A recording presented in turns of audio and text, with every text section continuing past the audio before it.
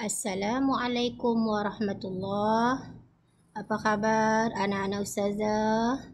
Ustazah harap semua anak-anak dalam keadaan sihat dan teruja untuk terus belajar. Okey, hari ni ustazah nak masuk tajuk baru iaitu Islam cara hidupku. Sekali lagi ustazah ulang, Islam cara hidupku.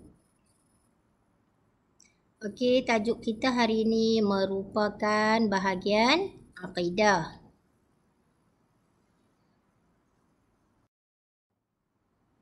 Okey, cuba perhatikan. Okey, cuba tengok gambar yang pertama ni. Gambar ni gambar apa? Nampak tak? Okey, gambar orang sedang solat beramai-ramai iaitu solat berjemaah.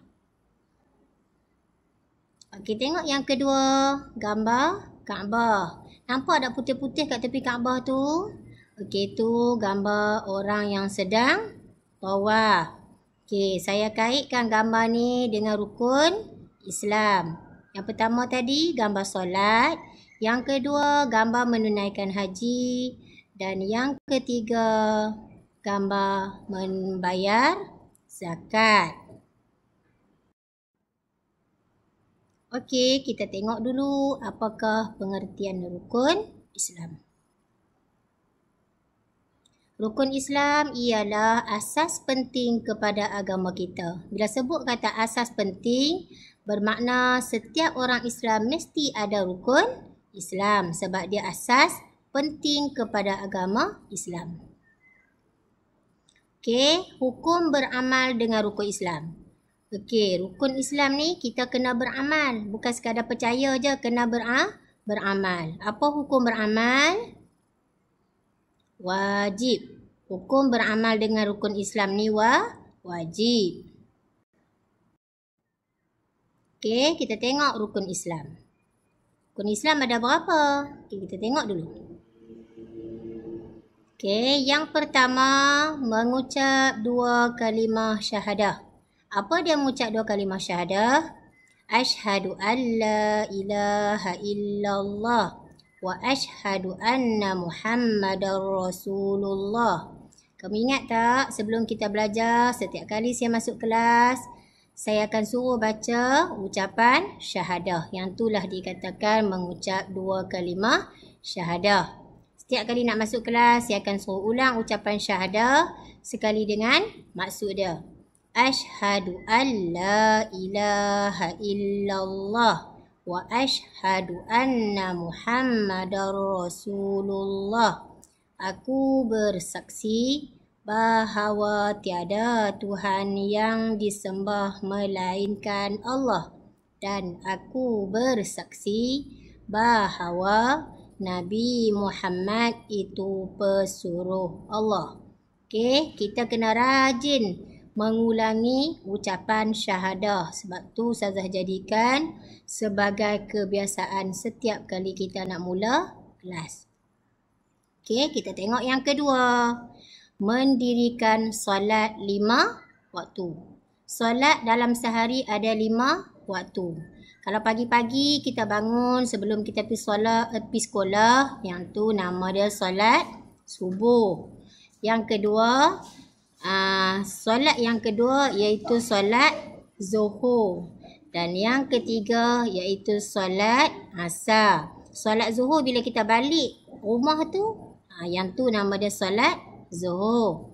Okey, bila kita dah petang, kita nak main tu, kita solat dulu kan. Yang tu nama dia solat asar. Dan yang ketiga, yang keempat, solat maghrib. Bila dah gelap, kita dah tutup pintu, kita dah tutup tingkap. Yang tu nama dia solat maghrib.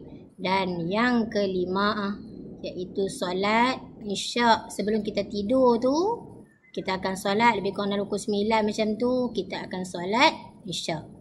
Anak-anak ingat tak berapa rakaat? Okey, yang pagi solat subuh tu 2 rakaat. Yang tengah hari solat zuhur kita balik sekolah tu 4 rakaat. Yang petang sebelum kita pergi main tu 4 rakaat solat asar. Dan masa kita dah tutup pintu dah gelap tu, solat maghrib tu 3 rakaat. Dan yang kelima, solat isyak. Solat isyak tu masa kita nak tidur tu 4 rakaat. Okey. Saya harap anak-anak dah boleh semayang dah ni. 7 tahun dah boleh mula belajar solat. Okey, yang ketiga. Berpuasa pada bulan Ramadan. Ingat dah, baru je kita berpuasa. Berpuasa pada bulan Ramadan iaitu selama sebulan. Okey, kita tengok lagi. Okey, ni sambungan dia. Kita tengok yang keempat. Okay, yang keempat, mengeluarkan zakat. Yang saya tunjuk gambar tadi tu. Mengeluarkan zakat. Okey. Mengeluarkan zakat ni, kita memberi zakat kepada orang yang memerlukan, orang susah. Okey, zakat fitrah nama dia. Dan yang kelima, menunaikan haji ke Baitullah sekiranya mampu. Yang saya tunjuk tadi gambar Kaabah tu, di sekeliling tu ada putih-putih orang sedang tawaf tu, nama dia menunaikan haji. Kenapa dia kata sekiranya mampu? Sebab nak pergi ke Makkah ni kena duit ribu-ribu, bukannya ringgit-ringgit, bukan ratus-ratus. Kita perlu simpan duit. Sebab tu dia kata sekiranya mampu. Okey, kita tengok lagi kepentingan rukun Islam dalam kehidupan. Okey, apa kepentingan rukun Islam dalam kehidupan kita? Yang pertama, menyembah hanya kepada Allah. Bila kita sembahyang, maksudnya kita hanya sembah Allah sahaja. Okey, yang kedua, mentaati perintah Allah dan Rasul. Semua rukun Islam tu kalau kita laksanakan bermakna kita mentaati perintah Allah dan Rasul. Dan satu lagi, apabila kita menjaga solat kita akan menjaga seluruh kehidupan kita. Hati kita akan tergerak untuk melakukan kebaikan. Sebab tu pentingnya solat. Yang ketiga, berakhlak mulia. Macam saya cakap tadi lah, bila kita dah lakukan rukun Islam, secara automatik akhlak kita akan jadi mulia. Yang keempat, melatih diri bersabar. Okey, kenapa kita kata bersabar? Dalam rukun Islam contohnya seperti puasa. Kena bersabar tak 1 hari tak boleh makan, tak boleh minum? Bukan 1 hari pun, daripada subuh sampai maghrib sahaja. Tu melatih diri bersabar. Kita kena sembahyang ada waktu-waktu tertentu. Itu melatih kita bersabar juga supaya kita berdisiplin. Okey, kita tengok sambungan lagi. Okey, menyihatkan tubuh badan. Bila kita berpuasa, sebenarnya menyihatkan tubuh badan. Bila kita sembahyang, setiap perlakuan kita dalam solat tu merupakan senaman. Kalau kita melakukan solat dengan cara yang betul, kita tak perlu dah nak jogging-jogging. Sebab itu merupakan senaman yang betul. Kita rokok tu, kalau kita rokok dengan cara yang betul, kita tak akan sakit pinggang. Okey, semua tu adalah asbab kenapa kita kena solat, supaya tubuh badan kita sihat.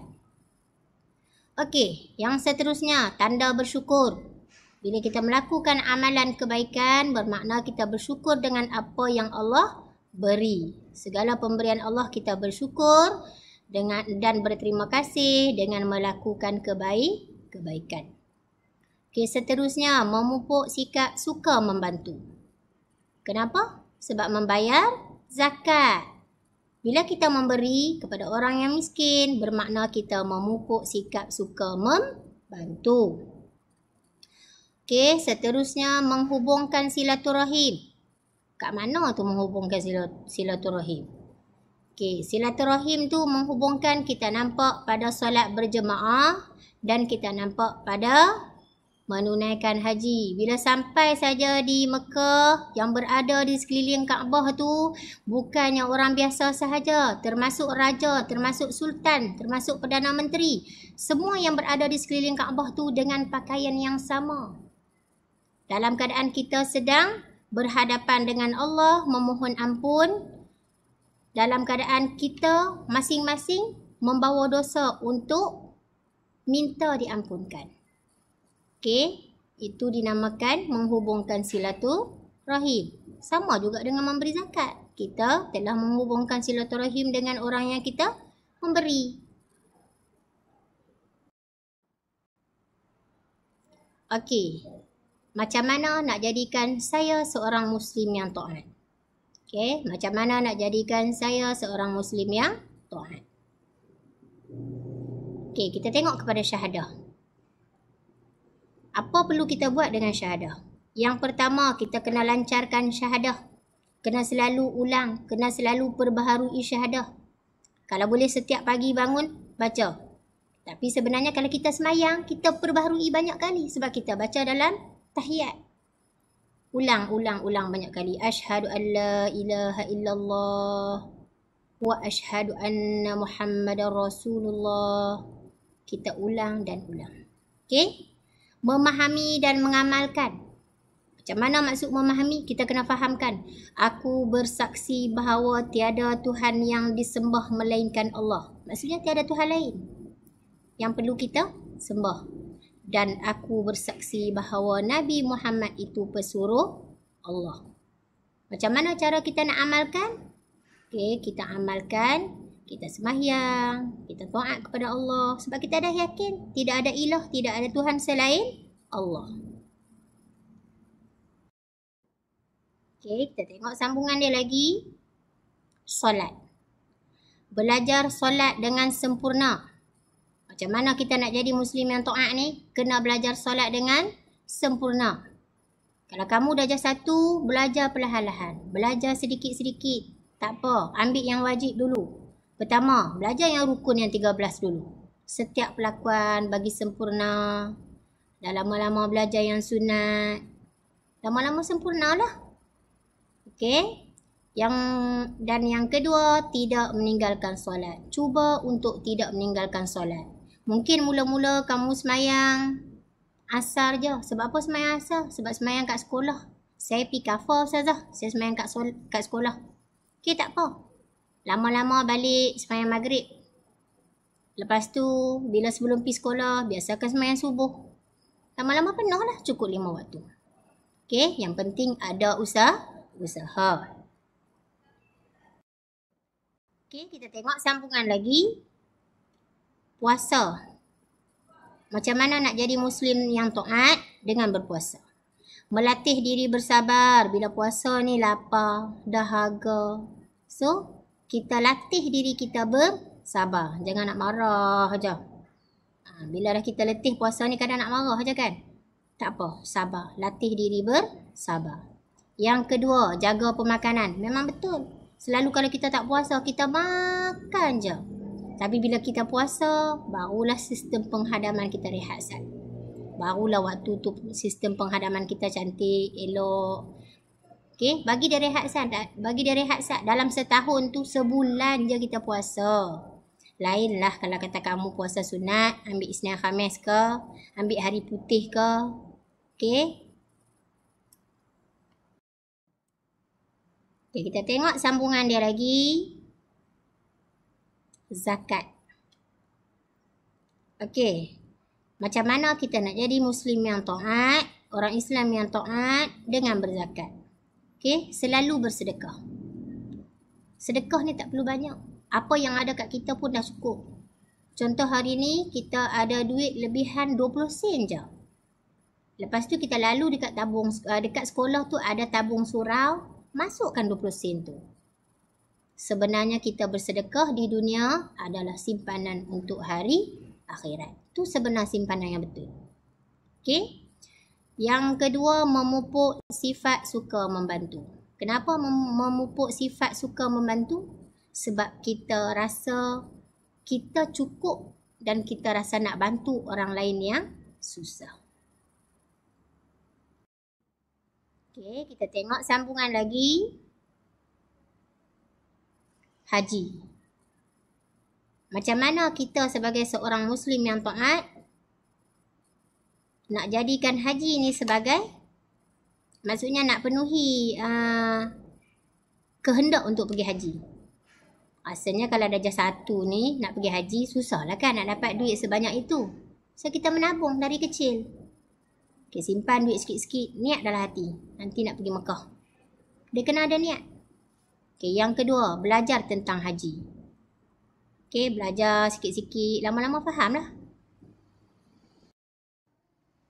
Okey, kita tengok rumusan kita, rumusan pelajaran kita pada hari ini. Apa rumusan dia?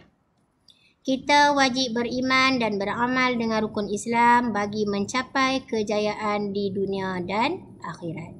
Maksudnya rukun Islam yang 5 tadi, kita wajib beriman, bukan setakat beriman saja, malah kita kena beramal bagi mencapai kejayaan di dunia dan akhirat.